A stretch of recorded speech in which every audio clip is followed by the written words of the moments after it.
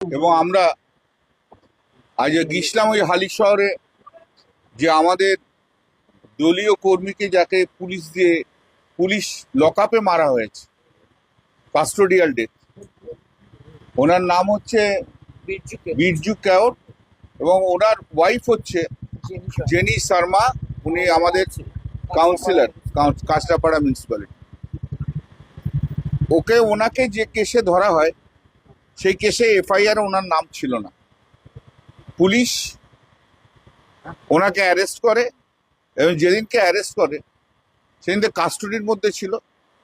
সেইখান থেকে রাত্রি 2-2-2:30টার সময় তাকে তুলে নিয়ে যে লেডিস হোস্টেল আছে, সেই লেডিস হোস্টেলে পুলিশেরই, সেইখানে ওখানকার আইসি, আইও, ডিজি এবং সিপির ডিরেকশনে ওকে এমন পেটাতে আরম্ভ করে যে তার মৃত্যু হয়।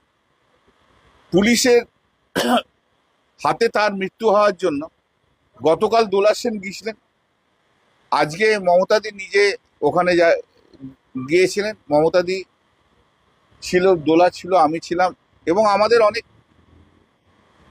ছাত্র নেতা নেত্রীরা ছিল, লোকাল কর্মীরাও ছিল। তো আমরা যখন যাই তখন ওই কাঁচরাপাড়াতে বিজেপির কর্মীরা যেভাবে বড় বড় পাথর মমতাদির গাড়িতে ছুঁড়েছে, যে গাড়িতে পাথর, ইট বিভৎসভাবে, মানে কন্টিনিউয়াসলি যেটাকে করে গেছে এবং গাড়ির সামনে অবস্ট্রাকশন ক্রিয়েট করেছে। যারা প্রেসে ওখানে ছিলেন তারা নিশ্চয়ই কিছু কিছু দেখেছেন, হয়তো সবটা দেখতে পারেন। যেভাবে গুন্ডাগিরি করেছেন এবং যাতে মমতা বন্দ্যোপাধ্যায় না যায় এবং অশ্রাব্য ভাষায় তারা ব্যবহার করে, বিজেপির যা কালচার সেই কালচার অনুযায়ী ব্যবহার করে। তা সত্ত্বেও আমরা যখন যাচ্ছি, মানে প্রতি পদক্ষেপে বাইরে থেকে হু করে লোক নিয়ে এসছে এবং আমাদের যাওয়ার আগে রাস্তাতে প্রায় 1 ঘন্টা আমাদের আটকে রেখেছিল ট্রাফিকের জন্য। আমি জানি না কি কারণ, কোনো ট্রাফিকে সেই সময়তে পুরো ক্রাউডটাকে ওরা অর্গানাইজ করে নিয়েছিল। ক্রাউডটাকে ফেরার সময় পুরো খালি, তো অর্গানাইজ করে নিয়েছিল এবং এরা বড় বড় পাথর দিয়ে মেরেছে। এবং আজকে মমতা বন্দ্যোপাধ্যায়কে ওদের হত্যা করার উদ্দেশ্য ছিল, টার্গেটটাই ছিল মমতা বন্দ্যোপাধ্যায়কে কিভাবে শেষ করে দেওয়া যায়। ভীষণভাবে বড় বড় পাথর পড়েছে এবং যদি কাঁচটা খোলা থাকতো তাহলে আজকে এই মাথার কোনো পোর্শন দেখতে পেতেন না আপনার, মানে বাঁচতো না আর কি, বাঁচার কোনো সিন নেই। যেভাবে পাথর, বড় বড় পাথর ছুঁড়েছে, যেভাবে বড় বড় পাথর ছুঁড়েছে এবং আদলা ইট ছুঁড়েছে, পাথর ছুঁড়েছে এবং গাড়িতে কন্টিনিউয়াসলি, মানে একটা সময় নেই যেখানে পাথর ছোড়াটা 1 মিনিটের জন্য, 1 সেকেন্ডের জন্য বন্ধ হচ্ছে। ওখান দিক থেকে মারছে, ও দিক থেকে মারছে, কেউ সামনের দিক থেকে মারছে, কেউ পিছন দিক থেকে মারছে। কিন্তু বেসিক্যালি টার্গেটটা ছিল মমতা বন্দ্যোপাধ্যায় যেখানে বসেছিলেন যে সিটটাতে, সেই সিটটার উদ্দেশ্যে বড় বড় সমস্ত পাথর, ইট সেখানে ছোড়া হয়েছে এবং সেই অবস্থাতে আমরা গিয়েছিলাম। কিন্তু যেহেতু ওখানকার বিজেপির যে এমএলএ, সেই এমএলএ আগে থেকে যে ওই ওনার যে মারা গেছেন তার স্ত্রীকে থ্রেট করে এসছে যাতে না দেখা করতে পারে। এবং আপনারা দেখেছেন তো একটা ভিডিও, সেই ভিডিওতে বলে যে ওটা কি হয়েছে, পুলিশকে এখন 3rd ডিগ্রি দিতে হবে। এটা হচ্ছে লোকাল বিজেপি এমএলএ, তার ভাষা, সুদীপ্ত দাস, তার ভাষা হচ্ছে 3rd ডিগ্রি দিতে হবে। সেই ভিডিও তো দেখেছেন। তাই বিজেপির লোকেরাও সেই 3rd ডিগ্রি দিতে হবে। তা 3rd ডিগ্রিটা কে দেবে? 3rd ডিগ্রিটা এখন বিজেপির লোকগুলো 3rd ডিগ্রি দিচ্ছে, আর পুলিশ এখানে একদম আইডল হয়ে দাঁড়িয়ে রয়েছে। এইরকম ভাবে নীরব ভাবে পুলিশ দাঁড়িয়ে রয়েছে, ভাবা যায় না যে এই সমস্ত জিনিস পশ্চিমবাংলায় হচ্ছে যেভাবে। এবং আলটিমেটলি থ্রেট দিয়ে সে মমতা দিদি ওদের সঙ্গে, বাড়ির পরিবারের লোকেদের সঙ্গে কথা বলেছে। এবং আমরা এই কথাই বলতে চাই, আমরা এটা এখানে বিজেপি যতই ভয় দেখাক, এর মামলা সুপ্রিম কোর্ট পর্যন্ত যাব, কাস্টোডিয়াল ডেথ ছাড়বো না। Custodial death is a interest of the public, interest of the society. অতএব এই কাস্টোডিয়াল ডেথের এগেনস্টে যাব। যেভাবে অত্যাচার করেছে সেই অত্যাচারের যোগ্য জবাব দিতে হবে। শ্রমিকবাবু সমস্ত গুলি দেওয়ার চেষ্টা করছেন, ওনার যথারীতি কায়দায় শ্রমিকবাবু একটু গুলি দেওয়ার চেষ্টা করছেন। শ্রমিকবাবু বাস্তবে আসুন। বাস্তবটা হচ্ছে আপনার কোনো বিজেপির কর্মীর প্রতি কোনো কন্ট্রোল নেই। হ্যাঁ, আপনি বলছেন ওরা বিজেপি না, ওরা তো বিজেপিরই ভাই, জয় শ্রীরাম বলে স্লোগান দিচ্ছে, আদলা ইট ছুটছে। আপনার কোনো কন্ট্রোল নেই সমীপ বাবু। যদি কন্ট্রোল না থাকে প্রেসিডেন্টের পদটা ছেড়ে দিন। সব তো শুভেন্দু অধিকারী চালাচ্ছে, আপনি কেন শুধু সভাপতি পদে বসে নিজের বদনাম করছে? সব বিজেপি গুন্ডাতে ভর্তি হয়ে গেছে সারা পশ্চিম বাংলায়, গুন্ডামি ছাড়া আর কিচ্ছু না।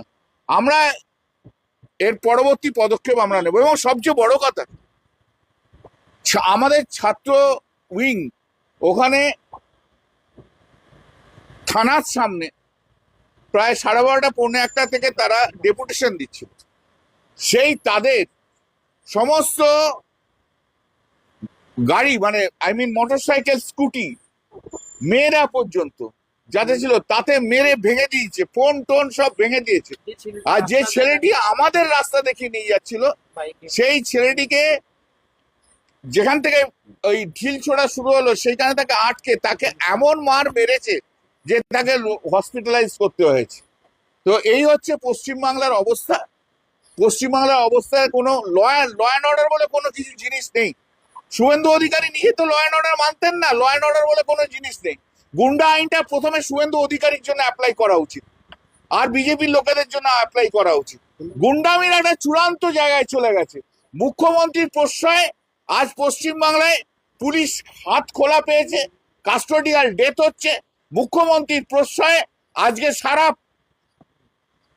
পশ্চিমবঙ্গ জুড়ে গুন্ডামি চলছে। সমস্তটা কল্যাণদা বলেছেন, বাকি কিছুই নেই। আমি শুধু একটা কথা বলবো, আমাদের দলের একজন কর্মী যার স্ত্রী আমাদের কাউন্সিলর, তাকে পুলিশ হেফাজতে কাল মেরে ফেলা হয়েছে। আমার কর্মীর পরিবারের পাশে, আমার কাউন্সিলরের সাথে আমাদের জননেত্রী, মানুষের নেত্রী মমতা বন্দ্যোপাধ্যায় দেখা করতে যাবেন না?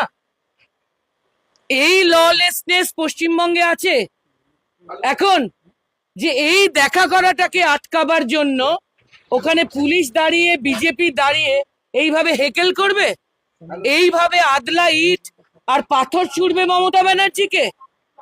এই ললেসনেস, এই পরিস্থিতি, এই ল অ্যান্ড অর্ডারের অবস্থা, প্রশাসন ভাবুক। ওরা কিন্তু, প্রশাসন কিন্তু নিজের হাতের বাইরে ল অ্যান্ড অর্ডারকে পাঠিয়ে দিচ্ছে, ওদেরই তার ফল ভুগতে হবে। প্রশাসন এটা বুঝতে পারছে না। একটা সিম্পল, উনি কোনো রাজনৈতিক কর্মসূচিতে যাননি, উনি কোথাও ভাষণ দিতে যাননি। আমাদের কর্মী মারা গেছেন পুলিশ হেফাজতে, লক আপ ডেথের মতন ঘটনা। তার স্ত্রী কাউন্সিলর, আপনারা বলুন, সাধারণ একটা ন্যাচারাল জাস্টিসের কথা। সেই পরিবারের সঙ্গে দেখা করতে আমাদের মানুষের নেত্রী, জননেত্রী মমতা ব্যানার্জি যাবেন না? তাতে এইরকম ল অ্যান্ড অর্ডারের সিচুয়েশন হবে যে সাধারণ যারা মানুষ ওখানে, তারা দূরে দাঁড়িয়ে আছে, তাদের ওপর মারপিট হচ্ছে, ভাঙচুর হচ্ছে, তাদের হসপিটাল যেতে হচ্ছে, তাও তারা দূর থেকে নমস্কার করছে দিদিকে। আর সামনেটা বিজেপির গুনস এবং পুলিশ দাঁড়িয়ে এইভাবে আদলা ইট আর ছুঁড়ে, পাথর ছুঁড়ে দিদির গাড়ির কাছে কতগুলো ফাটল, একটু ছবি তুলে দেখে নেবেন কিভাবে মেরেছে টার্গেট করে। উনি গেছেন, দেখুন, আমরা যদি বলেন 163 নাকি নতুন ন্যায় সংহিতার, আমরা তো ভাঙিনি। দিদি, কল্যাণদা, আমি আর বোধহয় একটি কোনো মেয়ে ছিল। গাড়ির ড্রাইভারকে নিশ্চয়ই ধরবেন না। চারজন তো ন্যায় সংহিতার 163ও ভাঙা নয়। তাহলেও এই অবস্থা।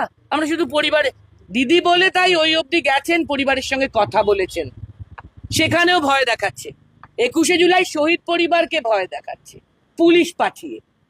এখানে একজন মারা গেছেন, কাল তার স্ত্রী যিনি কাউন্সিলর, তার কথা আপনারা শুনেছেন, তার কি পরিমাণ তিনি মন শক্ত করে কি বলেছেন আপনারা সবাই শুনেছেন। তো তাকে বাড়ি গিয়ে আজকে ভয় দেখিয়ে কিছু করতে পারবে? আবার বলছি, যে ললেসনেস প্রশ্রয় দিচ্ছে প্রশাসন, এর দাম তো তাদেরই দিতে হবে। বুঝতে পারছে না কেন? মমতা ব্যানার্জি একটা পরিবারের সঙ্গে দেখা করবেন, তা আমাদের বাড়ি, আমাদের পরিবারের একজন মারা গেছে, দেখা করবেন না? তিনি মানুষের নেত্রী, দেখা করবেন না? এই অ্যাটাক হবে, এইভাবে রেস্ট্রিক্ট করার চেষ্টা হবে। আবার বলছি, মমতা ব্যানার্জি তাই উনি দেখা অব্দি করেছেন, বাড়ি অব্দি গেছেন, গাড়ির কাঁচ খুলে উনি ফিরলেন যাওয়ার সময়, তাই বলছেন না কাঁচ তুলবো না। মাথার মধ্যে লাগলে কি হতো? ওই রকম পাথর আর আদলা ইট, এটা হতে পারে না, এটা হতে পারে না। ইটস আনফরচুনেট, শুধু না, এটা ধিক্কার জানানোর ভাষা নেই। We condemn. এটা হতে পারে না। প্রশাসন ভাবুক, এই law and order situation allow করে প্রশাসন ঠিক করছে না, এর দাম তাদেরই দিতে হবে। এতে মানুষ এবং মমতাকে আটকে রাখতে পারবে না, ওদের ভুল, এরা ভুল স্ট্র্যাটেজিতে খেলছে। মানুষকেও রুখে রাখতে পারবে না, আর মমতা ব্যানার্জিকেও নয়।